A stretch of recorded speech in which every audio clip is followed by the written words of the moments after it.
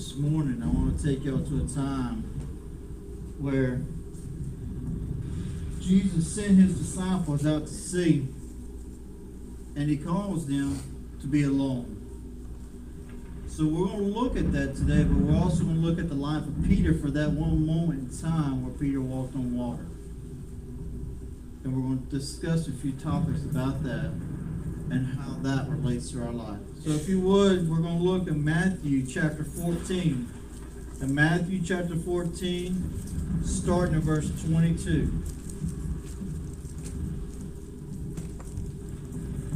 Matthew 14, verse 22.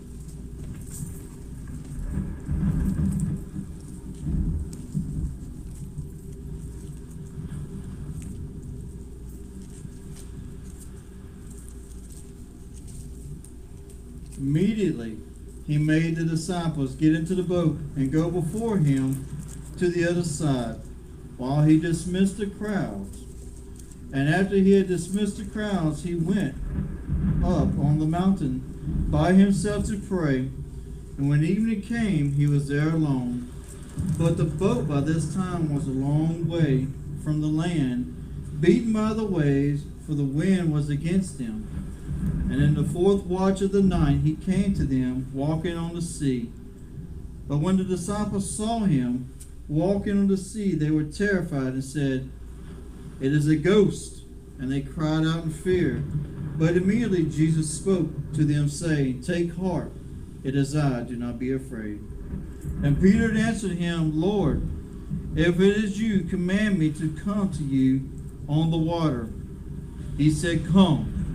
So Peter got out of the boat and walked on the water and came to Jesus. But when he saw the wind, he was afraid, and beginning to sink, he cried out, "Lord, save me." Jesus immediately reached out his hand and took hold of him, saying to him, "O ye of little faith, why did you doubt?" Let us pray. Our Heavenly Father, Lord, we just come to you in the humblest we can right now, dear God. Lord, I pray right now that you'll just move me out of this way and you'll preach your word to your people. And that you'll just preach this as it is the last message they hear today, dear God. Lord, I pray that we'll just do nothing but glorify you in the next few moments. And everything we say and do will take hold in our hearts, dear Father, and go with us for the rest of our days. We ask all these things in Jesus' name. Amen. Amen. You may be seated. First, I want us to look at something in verses 22 through 23. We see there must be a separation. There must be a separation. In verse 22 to 23, we see where Jesus sent his disciples ahead of him so that he could pray. When we think about it, we talked about it this morning in Sunday school, prayer is meant to be in secret. You know, when Jesus prayed, he prayed in secret.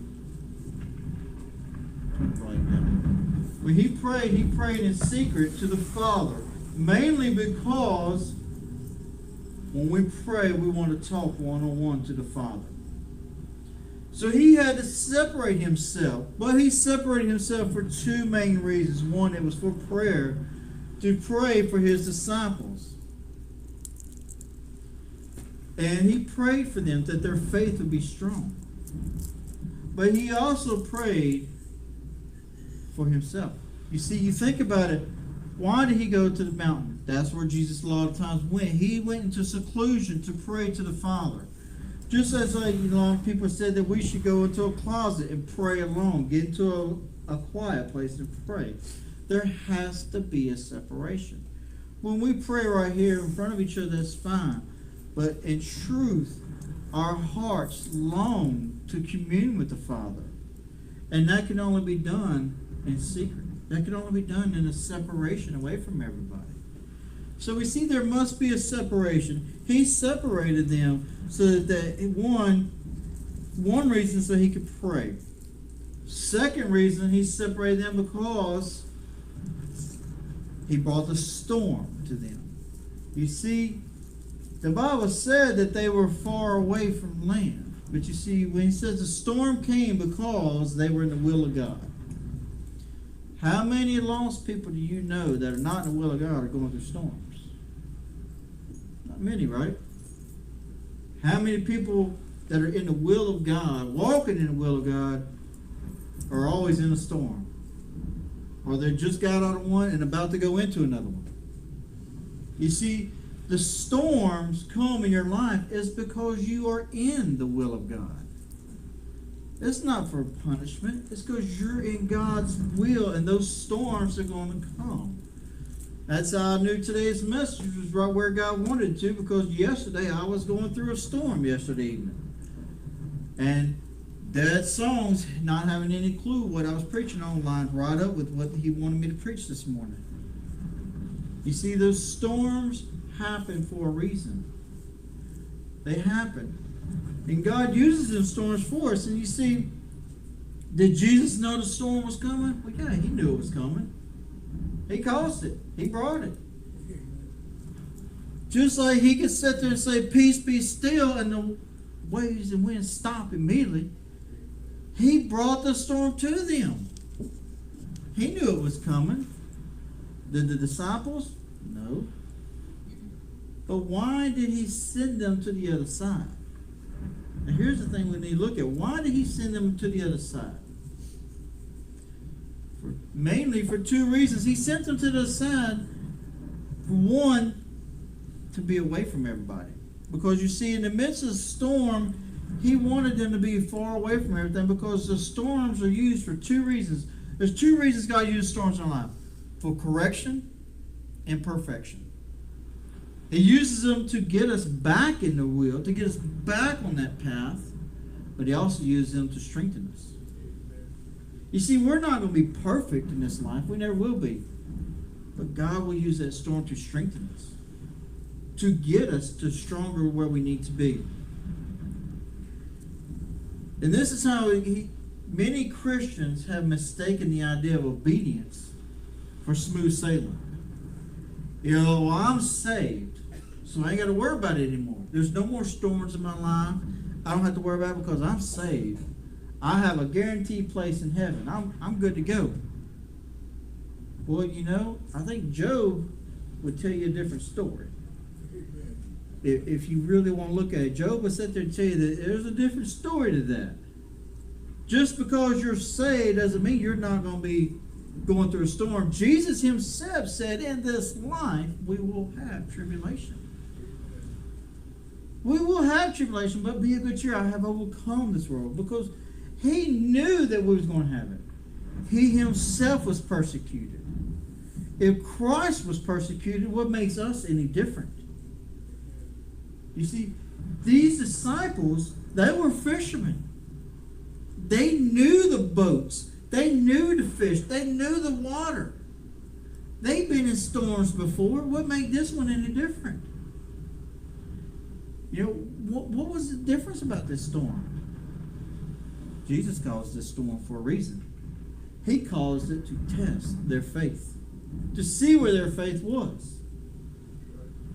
Because when you think about it, what was one of the first things they thought of when they seen him walk in the water? That was a ghost. So you see, they were afraid. But they've been in the water before. They were afraid. Another thing, while Jesus went to the mountain, we see Jesus is praying for his disciples. Do you know today, right now, today, this very moment, if I was to tell you that Jesus is in the next room praying for you, would that encourage you to make it through the storm? Would that give you the strength you need to get through whatever hard times you're going through? If I was to say, hey, guess what? Jesus is right there praying for you. It'd give you that extra encouragement you need, right? Guess what? He's right there praying for you. He's in heaven making intercessions on our behalf as we speak right now. You see, one of the things about this story that I love that a lot of people don't understand is this is a story not about Peter. This is a story about the church and God. The church, God's people, are the disciples in the boat. That is the church right there. We're in the boat. And God is sitting there praying for us on a daily basis that we will get back in the will of God and do God's will. But what do?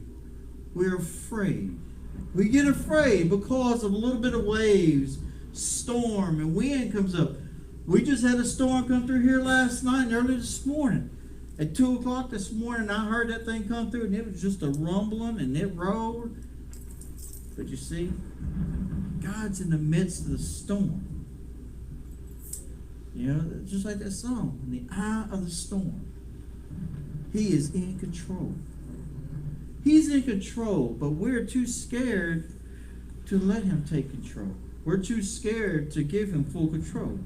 Even though he's praying for us, he sees your need. He knows your fear. He knows when you need him the most.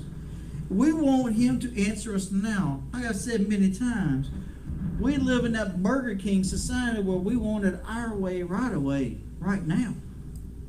But you see, God knows when you're going to need him the most. He knows when you're going to be at your lowest. He knows that you can't do this without him. And that is when you get to your lowest, that's when he's going to step in and answer that prayer. Not when you want it, but when he knows you need it the most. Second, we look at verse 24. There is no guarantee against the sudden.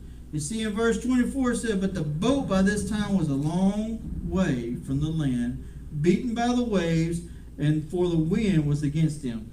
There is no guarantee against the sudden. We could have everything go good. You know, and I keep going back to Job, because you look at Job, one day everything is going right on. In less than 24 hours, he lost it all. In less than a 24-hour span, he lost everything, to include his kids and everything. There's no guarantee against the sudden. There's nothing. You know, I was witnessing to a guy last week in a hospital. And sitting there telling me, I cannot promise you that you will make it out of this hospital alive. I cannot. Because there is no guarantee of what's going to happen next. But I can guarantee you that if you give your life to God, you will end up in heaven when that time comes. He wouldn't do it. He wouldn't do it.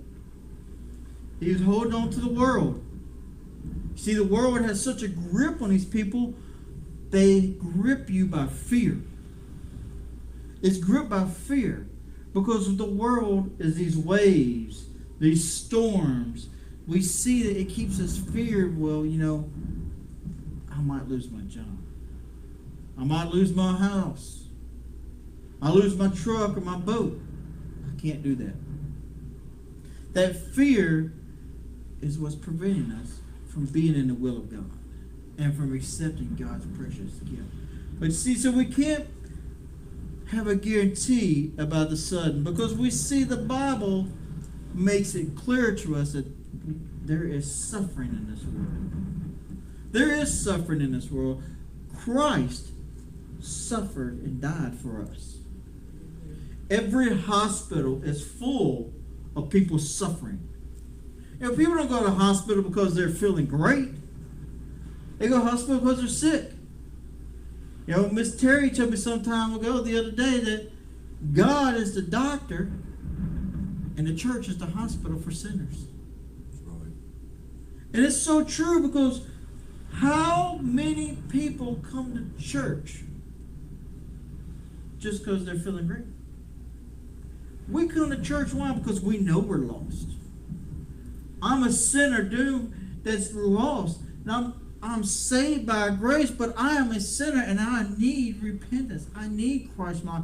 I come to church not because I want to be a Christian. I come to church because I am a Christian. You see, that's how it should be. We shouldn't try to come to church to be like a Christian. Say, well, if I come to church, it's going to make me more like a Christian. That ain't going to work no more than going to McDonald's is going to make you look like a hamburger. You eat enough of it, it might make your stomach look like one. But you can't come to church and expect to become a Christian by just sitting in a pew. There's no guarantee from the sudden, because there is suffering. The suffering will happen. And you see in verse 25, we see the storm can produce dark times. How many of us have been through dark times? We've all gone through dark times. We know what dark times is in our lives. We know we may not have physically suffered. We've emotionally suffered through dark times. We've weathered the storms. But you see, in the midst of the storm, there's always a calmness. If you were to look inside the eye of a tornado, what does it look like? It's peaceful. It's calm. The center of a tornado is calm, because that's the eye of the storm. You see, Jesus is that eye of that storm for us. We just got to grab a hold and hold on to him and let him take control. But we see that dark time. We see nothing but the waves.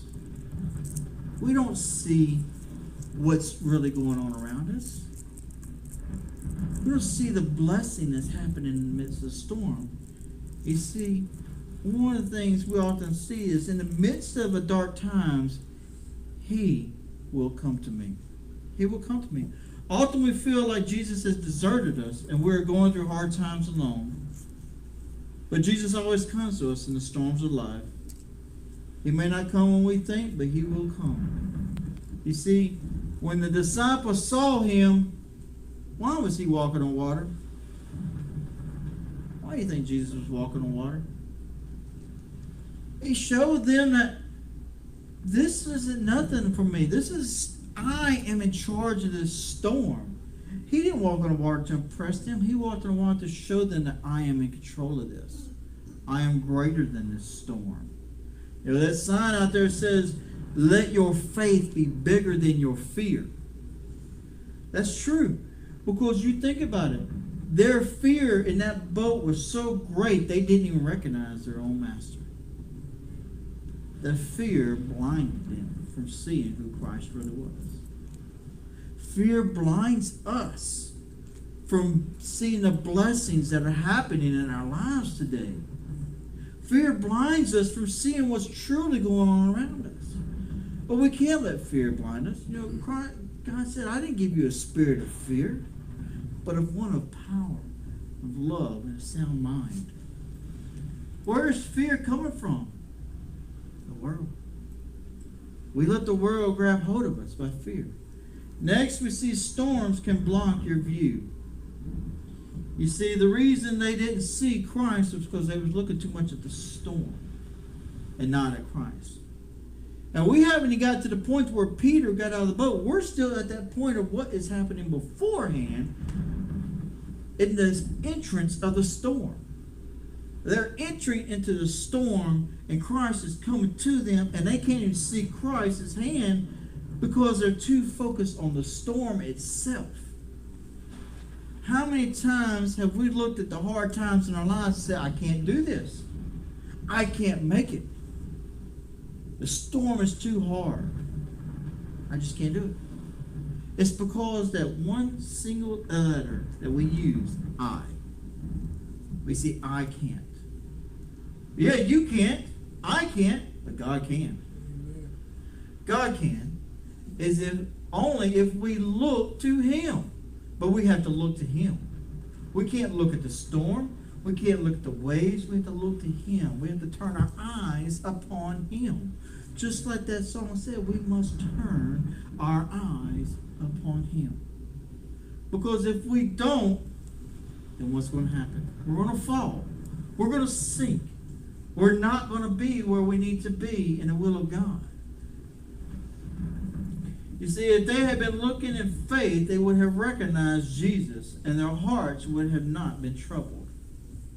Fear and faith cannot live in the same heart, for fear blinds the eyes to the presence of the Lord.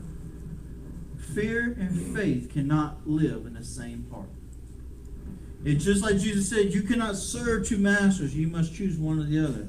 It's the same thing with fear and faith. You cannot have fear and faith at the same time. You have to have one or the other. It's one or the other. Which one is it going to be? Next, we see he will help me grow. Now, let's look at Peter. All right, now we're going to look at Peter for a moment. Now, but when we see this moment of Peter's life, everybody criticizes Peter because of that moment of doubt. No one realizes the magnificent amount of faith Peter had to just step out. of the boat. He stepped out of the boat. He said, Lord, if it's thou, bid me come to thee. Do you know when it says, when a person says, bid me come to thee? During that time, that was a command from a king to his servants. Bid me come to thee. That was a command to the king. See, Peter knew who Jesus was. He knew he was the king. He knew he was the Messiah. So that's why a servant saying to the king, bids me come to thee. Jesus said, come.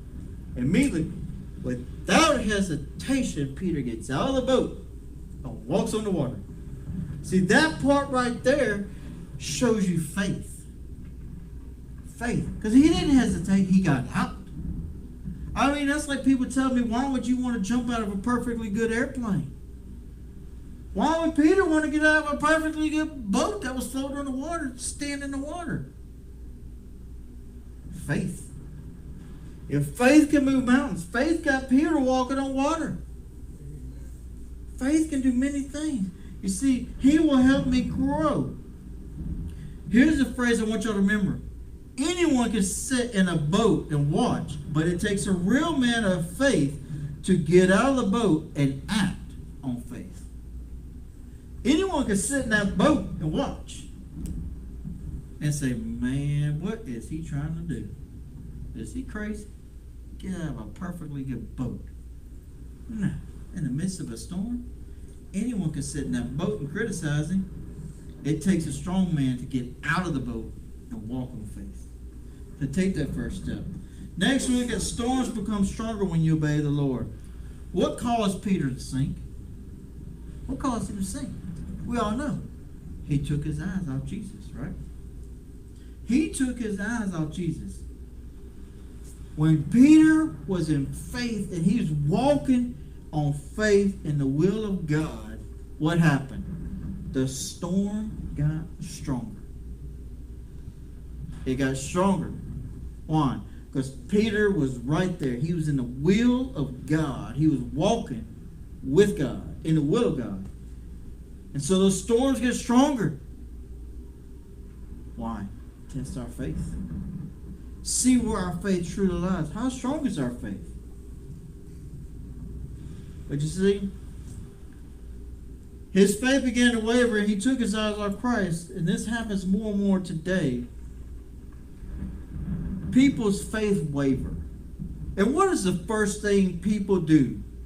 Let's find someone to blame. Let me point my fingers at someone else so it'll make it easier for me. Your faith is wavering. Your jobs are going down. Your marriage is falling apart. Everything in life is not looking right. So I'm going to find someone else to blame so that I will feel better about myself. And that is our human nature. We blame someone else. You know, pastors, we have targets on our back of blame. If you want to blame somebody, pick a dart, throw it at a pastor, because that's generally where the blame is going to end up at eventually, is at a pastor. Well, he did this, he did that. He took the pulpit off the stage. He put a boat in the stage. He did this, he did that. We're going to be targets of blame for days to come. But the result is, where is your faith? Is your faith in God or in a man? You see, Peter's faith was in God at that moment. But the moment he let the storm and he let that fear sink in, he started to sink. But you see, there's more lessons that we can learn right here. Not about Peter's doubt, about who did Peter call for help. Did he say, hey guys, throw me a dinghy, throw me a rope, give me a life jacket? No, he didn't. He said, Lord, save me. He knew who to call on. He knew that God was the only one that could save him from him sinking. He knew that God was the only one that could protect him. He knew that God was the only one that could reach down there, grab his hand, and pull him back up on water and put him on the top, right where he was. He knew that it was in God alone that his faith resided. His faith wavered. Yes, Jesus said, oh, ye little faith, why did you doubt? But did Jesus sit there and criticize Peter? that he said, Peter, you shouldn't have done this. You should have done that. You shouldn't have looked at this. No, he reached down with a loving hand, grabbed him, and pulled him out and saved him. Peter knew who to call. He knew where his faith was. Peter called out when he began to sink. You see, a lot of times in life, we think we can handle this on our own. We can do this on our own. We got this. We can fix this problem. And what happens? Before we know it, we're drowning. We're no longer floating anymore. We're drowning. Peter recognized he was sinking and immediately called out to God. He called out for help. He didn't wait till he was drowning. He called out immediately when he first started, in the beginning. See, that's where we need to recognize when the life starts hitting us the hardest. Right then and there, if we're not walking in the will of God, as soon as life hits us, we need to call out to Him immediately. Not wait till we're drowning, but call out to Him when we start sinking. In the beginning. Peter knew that. So he called out in the beginning. Lastly, Peter, we see even when we fall, grace, mercy, repentance, and forgiveness puts us back on top. Grace, mercy, repentance, and forgiveness puts us back on top. We're all going to fall. Every one of us. I'm sorry to tell you that, but every one of us will fall. We will sin. We will make mistakes. We will falter. Because we're not perfect. Christ knew that. That is the reason for the cross. That is why He went to the cross, because He knew we were all going to fail. He went there so that we could say, Lord, save me. He went there and He suffered so we could say, Lord, save me. Help me. How many times have you seen people say, help me, Jesus? Or scream out, oh God. Especially in times of struggle, times of war, times of fight. People will say two words, oh God. Or, oh Lord, help me. Help me, Lord. They know when they're drowning who to call out to. That soul kicks in and says, hey, you need to call out to the one that can save you. But by that time, it's done too late. You see, because they turned away from the Father. They turned away.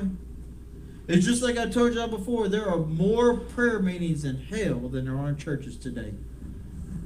There are more people praying in hell that you will not be there with them than there are in churches today. The problem is they go unheard. But churches don't believe in prayer meetings anymore. We don't pray anymore. We're saved. We're good. Our name's on the book. We got a check in that block. We don't need prayer meetings. That's the thing of the past. It's just like revivals. We don't need revivals. Those are the thing of the past. That's old. That's old stuff.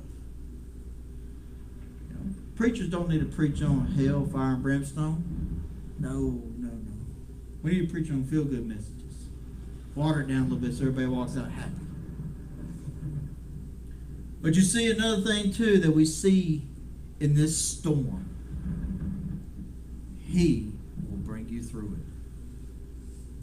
You see, Shadrach, Meshach, and Abednego stood up to the king and said, whether our God saves us or not, we will not bow down to you. Knowing that they could have been burned alive, that either one or two things were happening. God was going to save them, or they were going to go home to be with God. And they said, we will not bow down to you. Because they knew their God was going to be with them in the storm. He was either going to take them through the storm, or He was going to bring them home out of the storm. One of the two. What did God do? He walked in the midst of the fire with them and brought them through the storm. You see, now what happened, one of the things that a lot of people forget was when Jesus pulled Peter back up, Peter was still walking in the will of God, because you see, him and Jesus walked in that water back to the boat. They walked in that water together. They're back in the boat. Peter was walking in the will of God again. And what did the disciples in the boat do? They were all marveled and amazed because they seen who God really was. In the midst of the storm, God will bring you closer to Him. You will get closer to God because you will truly see who God is in your life. And those around you will see who God is. Because in the end, like I've said many times before, it doesn't matter what you people think about me or what about other people think about you. It's what God thinks about you and what God sees in your heart. Just like that lady in the Sunday school lesson this morning. She broke open the alabaster box and anointed Jesus with oil. Her entire year's salary worth of oil, she gave it to Him because of her heart and her faith was in Christ. Today I leave you with the question: who are you crying out to today for help? Are you crying out to God? Or are you crying out to man? Where is your faith? Let us stand.